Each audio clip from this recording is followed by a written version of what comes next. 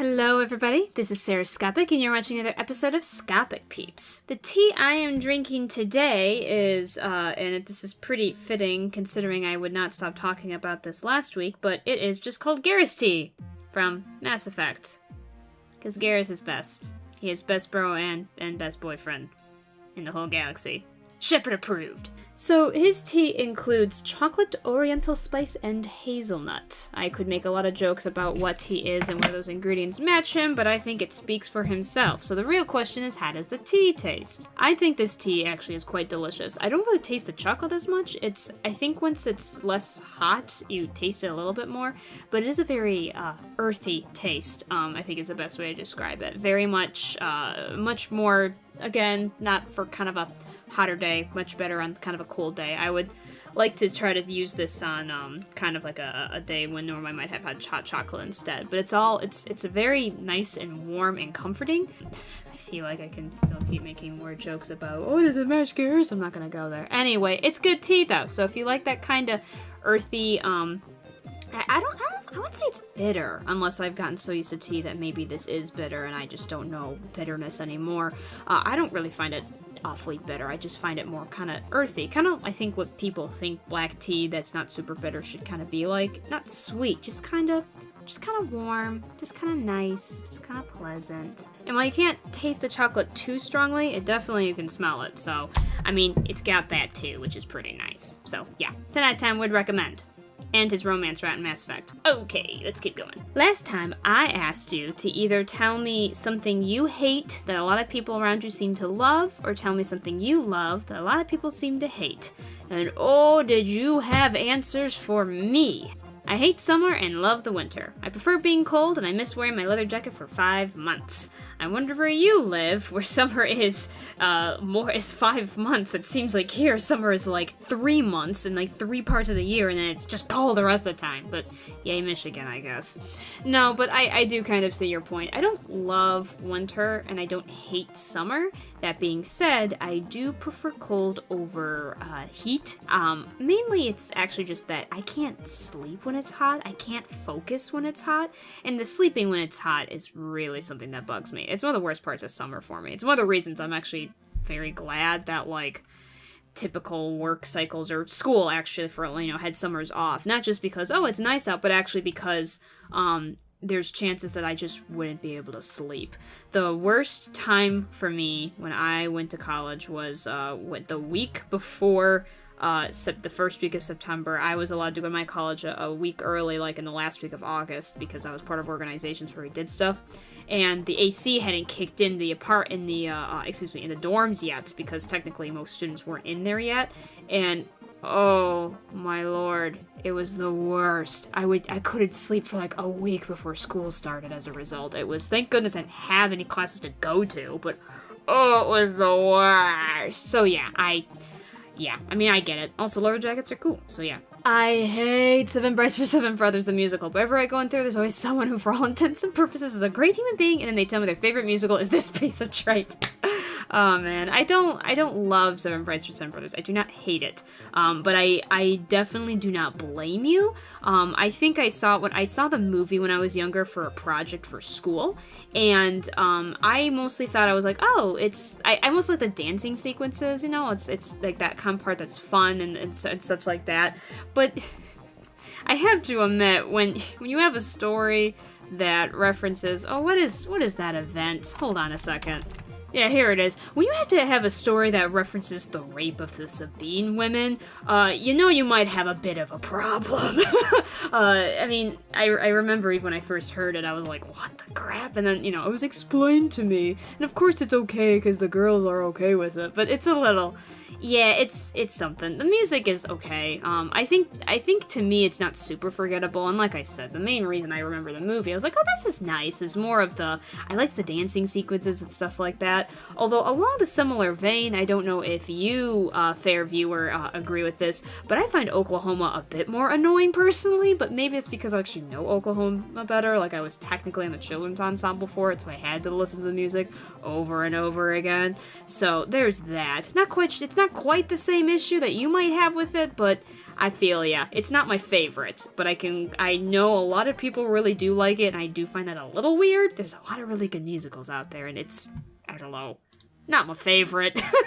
Facebook, y'all went nuts on this question, and unfortunately, as much as I love all of your answers, I cannot respond to all of them, and I'm really, really sorry. And it's not because I don't love you, it's just I have to pick, like, the craziest answers, and the funniest answers, and the ones I think I can do stuff on. So please be honest, I'm merely just listing the ones I'm responding to, okay? That being said, because there's some people out there that I love you, but I'm not going to say your response today, and I'm really sorry. Let's just get started. I know a lot of people like Samurai Jack, but for some reason I just can't stand it. Whoa, yeah, you good sir, are very much alone on this subject. You have no taste. I dislike ketchup and despise mustard. Oh, jeez. See, this is like the exact opposite of me, because I don't actually like mayonnaise that much, which I don't know if you, fair viewer, like mayonnaise, but I don't like mayonnaise that much. I don't mind it when it's mixed with things, but like as a condiment, it's not my favorite. Ketchup and mustard is delicious. There's like a billion types of mustard, too, so you maybe have not had the right one. If you're talking about yellow mustard, maybe you should try some good Dijon mustard. Yeah. I hate cilantro. It tastes like soap. I love anchovies. I hate anchovies. I don't know about cilantro. I only say that, and your response interested me, because I seem to have a weird relationship with cilantro, I think. I'm not actually sure. I think I don't like lots of it. I know there are certain, like, foods I've had it where I think it's kind of upset me, but you all folks remember I have an issue with mint and derivatives of mint, which include basil and thyme and maybe oregano, and I'm not sure if cilantro is in that kind of mix.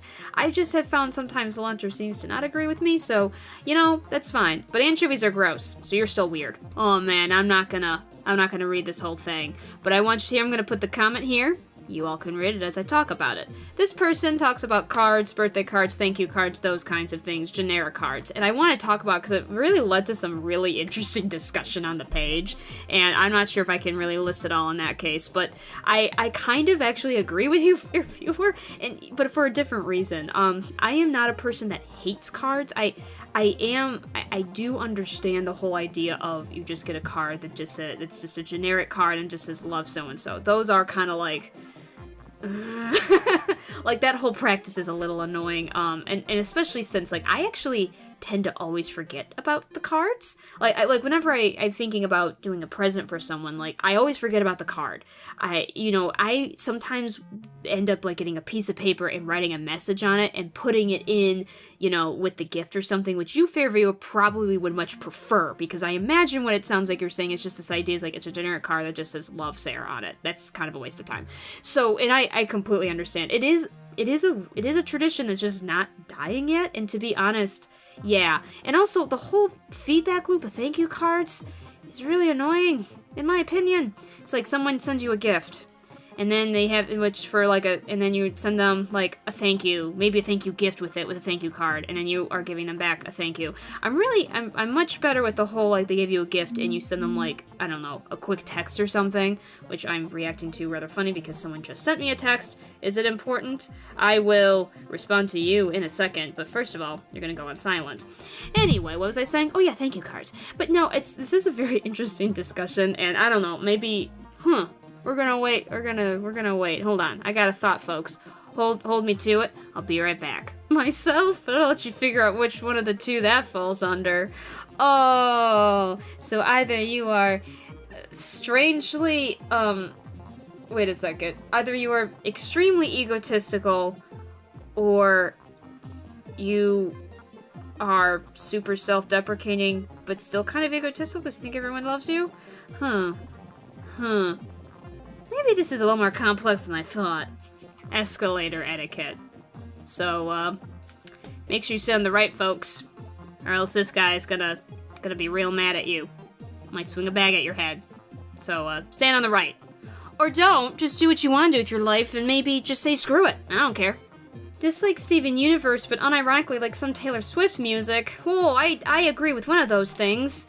I like Steven Universe. I got really into it, like, a couple months ago. I think it was because I was bored, and then I was told it was good in the episodes. No, here's what happened. I started seeing, like, mini sections of it pop up in my YouTube feed, and I was like, oh, there's dancing. Oh, it's cartoons dancing. Oh, it's about gemstones. Well, that's kind of cool. And I started just watching random clips of it and kind of feeding the story through that way. And then I started watching the actual episodes. I'm all caught up now. But Taylor Swift music, yeah, I still listen to her old stuff. A little controversial, I know, but I still do. I'm not a huge fan for newer stuff. I think because to me it just sounds it's very obvious, it's very generic in my opinion. And yeah. I hate pancakes and maple syrup. People get angry about it. Excuse you. You don't like pancakes and maple syrup, dear fair viewer? Huh? You weirdo? You don't like pancakes and maple syrup? How can you live with yourself? Pancakes are a gift of fluffy goodness from the heavens, and maple syrup is the perfect accompaniment to it. I don't understand you. I don't know. And this may be the first person I may have to kick off this the ScopicPeeps group. I don't need. He's like, I don't even know you. All right, that was a fun group of things. Okay. Let's see. What's something that I hate? Okay, actually, what I hate that everyone else loves, this is really easy. I have a lot of answers to this. Coffee, as you already know. Mint, a big one. And could get a lot of flack for this. I don't like mac and cheese. I really don't. I have had it all different types. I have had the Kraft kind. I have had the Stouffer's kind. I have had homemade mac and cheese. The only mac and cheese I ever had that I was like, this is pretty good, was a homemade one that was made with Gruyere cheese and breadcrumbs. And it's a little extreme, I think, to be able to have mac and cheese with Gruyere cheese. Did I even pronounce that right? Too bad. Gruyere cheese. Gruyere. But anyway, no, it actually kind of makes me a little sick. I don't know why, because I can usually take in heavy cream and stuff like that. But, like, there's something about it that, I don't know, it just doesn't make me feel good. And so I just kind of stay away from it now, and so it's just not my thing. It doesn't make sense, because I like cheese, I like noodles. Like, I've made noodles with melted cheese on it, but it's the creamy part that gets me a little bit weird. So, I don't know. I don't like mac and cheese. What's something I love that most people hate? I really like Mass Effect Andromeda. Please don't hit me with tomatoes. What's something else I like that a lot of people hate? I'm sure there's something. Nah, that's kind of the big one. I'm sure there's other stuff, but I don't, it's not that I necessarily like things other people hate, I just like things that people don't necessarily know about, which is a little different. So for instance, like my favorite, music artist is Vienna Tang forever and ever. It's not that people hate her, they just don't know who she is. Because everyone I've introduced her to thinks she's amazing, so I think it's just, that's more of the hipster thing, I guess. Sort of.